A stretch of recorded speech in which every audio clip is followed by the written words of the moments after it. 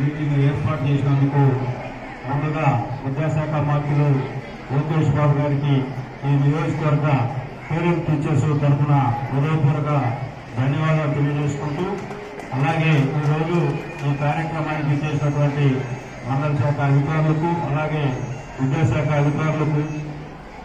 ముఖ్యంగా పేరెంట్స్కు, అలాగే పత్రికా సోదరులకు హృదయపూర్వక నమస్కారాలు తెలియజేసుకుంటూ, అలాగే విద్యార్థులకు నా ఆశీస్సులు తెలియజేసుకుంటూ, ఈరోజు ఈ కార్యక్రమం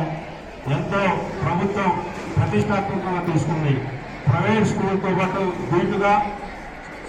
ప్రభుత్వ స్కూల్లో కూడా పేరెంట్ టీచర్స్ మీటింగ్ అరేంజ్ చేస్తే ఎవరు 3 monthsకి ఒకసారి, 3 నెలలకు ఒకసారి కంపల్సరీగా పిల్లలు